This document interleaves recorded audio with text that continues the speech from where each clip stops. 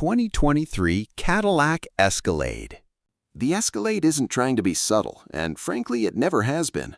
This is General Motors saying we know what luxury means in America and backing it up with 6.2 liters of pushrod V8 and enough leather to upholster a small yacht. But here's what actually matters for 2023. Cadillac Super Cruise now works on 400,000 miles of North American roads. The independent rear suspension has been completely retuned, and this long wheelbase variant gives you an extra 14 inches between the axles. That's not marketing speak, that's actual 14 inches of additional passenger space. Today we're going deep on the 5th-generation Escalade in its extended form, and we're covering everything from the magnetically controlled dampers to whether that 6.2-liter naturally aspirated engine still makes sense in 2023. Let's start with the dimensions because they're genuinely absurd. The Escalade ESV, which stands for Extended Stretched Vehicle, measures 226.9 inches long. For context, that's longer than a Chevrolet Suburban and about 21 inches longer than the standard wheelbase Escalade. The wheelbase itself is 134.3 inches, which gives you an idea of just how much space Cadillac carved out for the third row. Curb weight comes in at 6,021 pounds for this particular premium luxury trim we're testing. That's nearly 3 tons, and you feel every bit of it when you're parking this thing in a European city center. The design language is evolutionary, not revolutionary. Cadillac kept the vertical LED lighting signatures front and rear, which have become a brand hallmark since they introduced them back in 2016. The grille is massive, nearly 24 inches tall, and it's flanked by active grille shutters that close at highway speeds to improve aerodynamics. The drag coefficient is 0.38, which is actually impressive for a vehicle with the frontal area of a small billboard. One detail that enthusiasts will appreciate, those aren't fake vents. The hood has functional heat extractors, though they're more about engine bay pressure management than actual cooling. The front fenders have small air curtain outlets that channel airflow around the front wheels, reducing turbulence. It's the kind of aero work you'd expect on a performance car, adapted for a luxury SUV that'll probably never see a racetrack. The 22-inch wheels are standard on this trim, wrapped in 285/45 R22 Bridgestone Alenza rubber. Not the sportiest tire in the world, but they're quiet and reasonably comfortable. Cadillac offers an optional 6.2-liter V8 air suspension system that can raise the vehicle by 2 inches for off-road clearance or lower it by 2 inches for easier entry. This particular example has the standard magnetic ride control, which we'll discuss during the drive segment. Open the door and you're greeted by what Cadillac calls a curved OLED display, which is actually 2 separate screens, a 14.2-inch instrument cluster and a 16.9-inch central touchscreen housed under one continuous piece of glass. The resolution is 4K, and honestly, it's one of the best screen implementations in the industry right now. The response time is instant, the graphics are sharp, and the menu structure actually makes sense. Too many manufacturers are putting massive screens in their cars without thinking about usability. Cadillac got this one right. The semi-aniline leather seats are 16-way adjustable with heating, ventilation, and massage functions. The front seats also have a lumbar massage feature that uses 5 separate airbags to knead your lower back during long drives. I've tested this on a 6-hour highway run, and it genuinely works. The second-row captain's chairs in this configuration are equally impressive, with their own climate controls, USB-C charging ports, and a ridiculous 39.3 inches of legroom. Now the third row, this is where the ESV justifies its existence. You get 39.9 inches of legroom back there, which means actual adults can sit comfortably for more than 20 minutes. Compare that to the standard wheelbase Escalade's third row, which offers 27.5 inches, and you understand why people spend the extra money. The third row also gets cup holders, charging ports, and its own climate zone. Cadillac isn't treating it like an emergency seating area.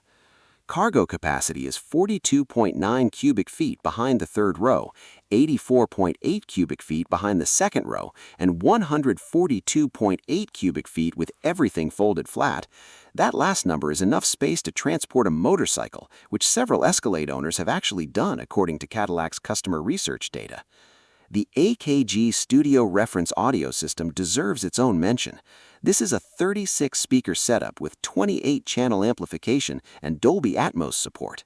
The speakers are mounted in unconventional locations, including the headliner and the A-pillars, to create a true three-dimensional soundstage. I'm not an audiophile, but I can tell you that playing a properly mastered track through this system makes you realize how terrible most car audio actually sounds. Under that power-domed hood sits a 6.2-liter naturally aspirated V8, the L87 in GM's engine designation system. This is essentially a detuned LT1 engine that powers the Corvette C8, adapted for truck duty with different camshaft profiles and tuning. It produces 420 horsepower at 5,600 RPM and 460 pound-feet of torque at 4,100 RPM.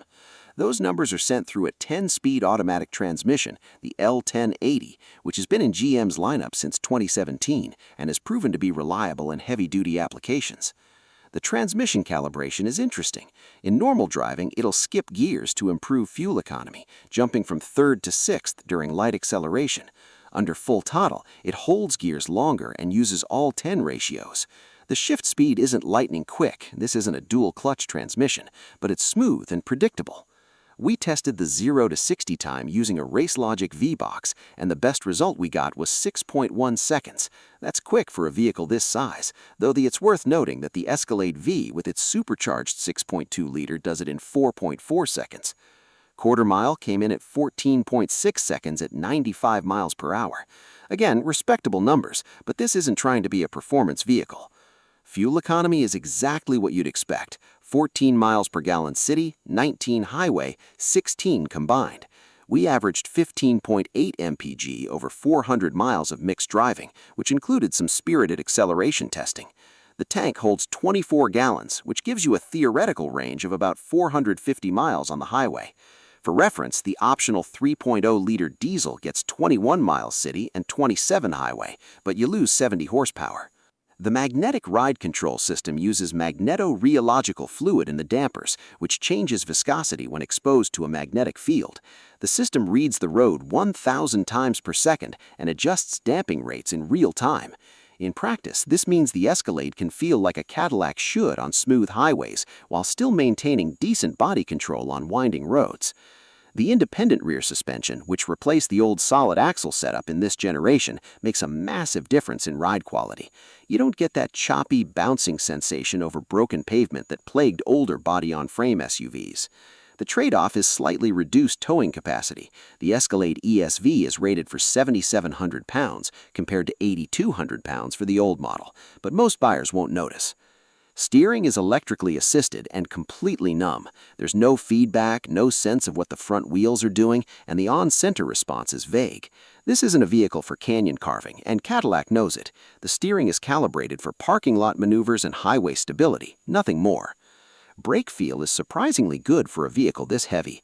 The pedal has a firm, progressive bite, and the ABS calibration isn't overly intrusive. We measured 60 to 0 stopping distances at 132 feet, which is about average for this class. The rotors are 15.6 inches up front and 15 inches in the rear, with 6-piston Brembo calipers on Sport and V models, though this premium luxury gets standard 4-piston units. Super Cruise is GM's hands-free highway driving system, and it's genuinely one of the best Level 2 autonomous systems available. It uses a combination of LiDAR mapping data, GPS, cameras, and radar to keep the vehicle centered in its lane on pre-mapped highways. The driver monitoring system uses an infrared camera to track your eye position, so you can't game it by putting weight on the steering wheel like you can with some competitor systems. In real-world testing, Super Cruise handled lane changes, curved highways, and even moderate traffic without issue. It's not fully autonomous, you're still responsible for monitoring the road, but it genuinely reduces fatigue on long highway drives. The system covers about 400,000 miles of roads in the US and Canada, which Cadillac updates through over-the-air software updates. The head-up display projects a 14 diagonal image onto the windshield, showing speed, navigation, and safety alerts. The augmented reality navigation feature overlays directional arrows onto the road itself, which sounds gimmicky but is actually useful in complex intersections. Night vision is available as part of the Platinum trim package, using a long-wave infrared camera to detect pedestrians and animals up to 400 feet ahead. The system highlights potential hazards on the instrument cluster display, giving you extra reaction time in low visibility conditions.